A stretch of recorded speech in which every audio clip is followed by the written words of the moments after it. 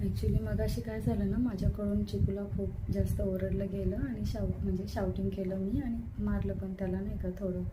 So तो खूप स्केअरिंग होऊन गेलेला, म्हणजे घाबरून गेलेला असं. आय सॉरी मम्मा, मी परत असं नाही करणार. It's okay. तू किती त्रास देतो बेटा मम्माला, ऐकलं? Sorry mamma, I am so sorry. It's okay बच्चा, it's okay, no problem, it's okay. Okay.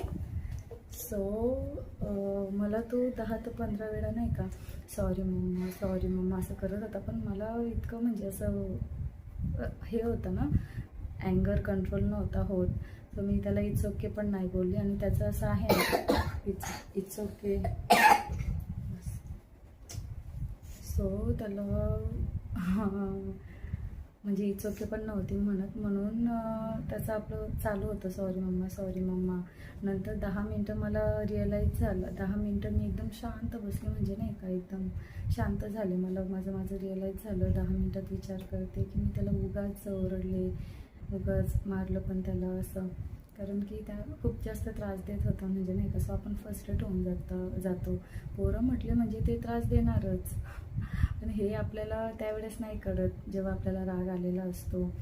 So माझं एवढंच म्हणणं आहे की आपल्याला अँगर कंट्रोल नसेल ना होत तर सिम्पल आहे, एक काम करायचं, 10 मिनटं एकदम काम होऊन जायचं, नॉर्मल बसायचं शांत एकदम. सो आपल्याला ऑटोमॅटिक रिअलाईज होतं की बाळाला नाही समजणार तो, तर ती गोष्ट परत करेल. हे सगळं मी त्याच्यासमोर नको बोलायला, बट मला काय बोलावं लागेल. आणि ते ऑटोमॅटिक बाळाला रिअलाईज होतं की मम्माला त्रास होतो या गोष्टी. आणि सेम गोष्ट आपण प्रेमाने सांगितली ना तर ते लगेच ऐकतात, आणि आपण रागाने सांगितलं ना मग ते लोक जास्त चिडतात. पोरं म्हटल्यावर ते चिडून जातात मारल्यावर, ओरडल्यावर. आणि नंतर तीच गोष्ट त्याला मी प्रेमाने सांगितली ना, त्याने इझिली विथिन 2 मिनिट्स म्हणजे लगेच ॲक्सेप्ट केली, ऐकून घेतली. Sorry mamma, I will not do it again. Okay mamma, मी लक्षात ठेवेल, हे ते. तेव्हापासून तो मला सॉरीच बोलतो आहे की माझ्यामुळे. आणि मी पण रडली, म्हणजे असतं त्याला ओरडल्यानंतर मला पण खूप हर्ट झालं. ऑफकोर्स मला चांगलं नाहीच वाटलं ना, पण तो मला सॉरी नंतर तेव्हापासून सॉरीच करतो आहे आणि शांत झालं आहे किती.